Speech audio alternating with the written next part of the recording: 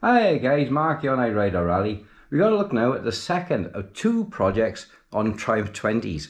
Essentially a Raleigh 20 or a Hercules, a Sun, a Phillips, a Robin Hood. Any of the random Raleigh brands that Raleigh pushed as much as they could in the 70s to get this stalwart of a little bike pushed out. It was made everywhere around, including Canada, New Zealand, United States. And we're going to look now at the Triumph 20 and talk you through some of the features on this bike and why I think this is the better of the two for an original restoration, not a resto mod. Obviously, so coming in first then, we're looking at the handlebars on this particular bike. As you can tell by moving this, the head bearing is extremely stiff. You could never ride this safely on the road. So the front forks coming out, the bush is cleaned out, the bearing is cleaned in the bottom bracket, head tube bracket, bottom bearing is going to be a priority job. Another priority job, handbrake cable. Pivots working nice, but the cable itself is seized, there's no reaction from the rear brake. Coming down over our dashboard, we got, it looks like a Raleigh Industries badge on there, but I've never seen the one which is on there before. I can't make it out properly. We'll come back to that and see what it says. There is some pitting on the handlebars. This might clean up, it might not. We'll see how it goes. Evidence sheet of it being a girl's bike with her hairband still on the bike.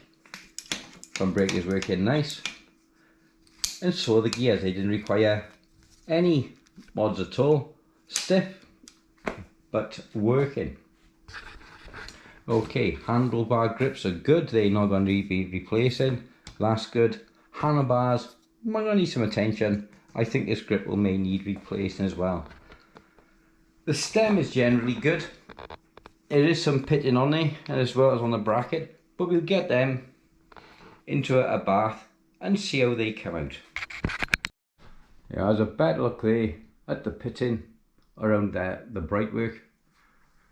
The levers are in much better condition than on the folding bike, so I'll save some money there. I'm happy with that. As we come down into the fork lock or pivot adjuster, nearly the same colour as my finger. That's going to need some work, polishing up, maybe use a Dremel to try and get some of the rust off there. Generally the paint on his bike all over is in excellent condition. You can see the shine in that. I've not taken a rag to her yet. This is how I got out the boot of the car after picking her up. So she's had no polishing at all. It's a lovely colour red. I don't know what red is. Rowan, if you're watching this, I need some help. I think it might be Carmine red. I don't know. It's like a burgundy red metallic. Because obviously the colour on the camera is different to what it is in real life. And there's some damage down the fork that needs addressing, and the hubs are in perfect condition. The wheels spin really well, they're nice and true. All the bolts need this kind of some sort of finish has come over the aluminium, same as the spokes, so they're going to need a lot of work. All the tyres are cracked on both the bikes, so I assume the inner tubes are gone as well. So there's tyres and tubes on both the bikes, and they're Raleigh record. As for the rims, let's have a little look here. Let's have a look at this now. You can see the kind of rusting we got on our rims. We're just going to a little squirt of WD-40 on this now. Let's soak on for a second and see if any other rust. Yeah, got that.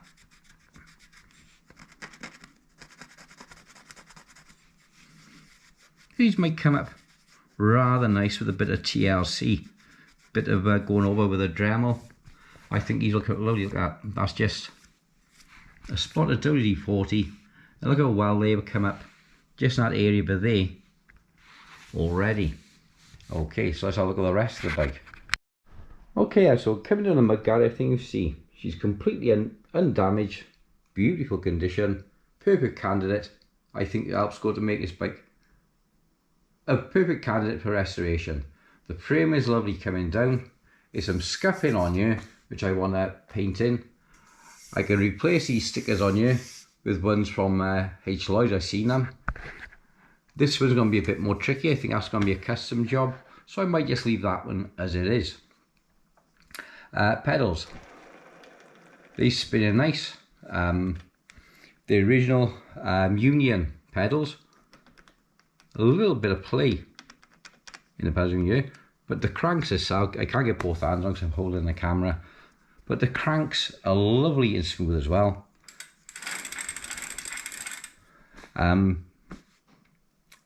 But the bearing is going to need some lubrication. The rear steering arch hub, and this is going to need some lubricating as well. I'm going to do the same as I've done with the other bike. I'm going to give it a soak in with WD-40 over a couple of days, get all the shit out and pour it all out, and then fill it up with some lawnmower oil, a nice grade. I need to get a syringe in order I can do the job and do a nice clean job, and clean this pivot as well. I hate these pivots being dry. I like to see these well lubricated. Damage to the rear chain, mudguard stay, as you can see here, that's going to need pulling out. And apart from that, all the paintwork areas are in good condition. Again, all the handles are working fine. You can see how lovely and free that is, so there's no extra work required on there. Is it going to need some polishing on there as well? So there's going to be a lot of polishing and cleaning. In fact, on the frame there is evidence of the ivy that was growing through the frame when I collected it, or weeds grew up through the frame of the bike. So they were stood in a harsh environment. So the chrome to still look like that on the hub is rather good. So looking down the other side of the bike, you can see here it's got the Sturmey Archer rear reflector. Being a Triumph, it hasn't got the dyno hub. This has got the WA. The hub is marked the number 880 or 80-8, which is August 1980. This bike was particularly made. Again, you can see the cracking to the wheels, tyres, so it's definitely have tyres. The wheels have fared a little bit better on the back, but again, where they was down in the grass, you can see I really don't know how the wheels are going to come up. It's going to take a little bit of work. Something unusual on this bike I hadn't seen before. So again, I put out a row in for this, so you can message below. All ones I've seen have had a welded in kickstand underneath. So I'm thinking this is a Mark II.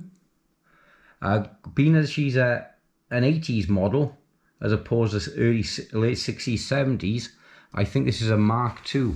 She's significantly lighter than the Stowaway with a permanently attached bottom bracket. This is a good, feels like to me, 6 pounds lighter than the other one. Okay, so cut up the saddle. The stem is in excellent condition, so I think that the two bikes, I can put them together and make one good bike. I make one into a resto mod, which is what I'm looking at. The Brooks' saddle, she's in excellent condition, apart from, unfortunately, is broken on the side by here. So I think I'm going to be knocking up Rowan again on that one. For a nice little saddle for this. So we come back down through the frame on the side again. Bearings are running lovely in the pedals. Again, I don't think this bike has had hardly any run at all. When you look at the bottom bearings, etc., they're in fabulous condition. And so is the rest of the bike. You would expect to see stone chips and things like this on the mudguards, and the majority of the damage is on the forks where the bikes were actually stored against each other. So I think it's a bit of a shame. Other than that, the bikes would have been fantastic if I got my hands on them 10 years ago when they was put out to pasture. So okay then guys, I hope you're enjoying this little video. A primary inspection of what we're going to do with this bike. We may end up taking the hub out and putting it into a new rim. It'd be cheaper than getting them re-chromed, etc. So that's one option on the cards. And I shall see you on the next one.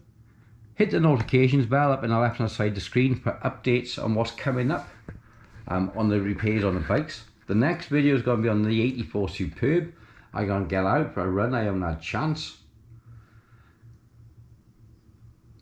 And we're going to also have a look at giving us a light overhaul to see if I can get any use out of it at all before I go in depth in stripping this one. I already got the 61 Superb stripped, ready to go for painting. I just got to get the money together for that. And so we might be doing this one next, and while the Superb is away for painting.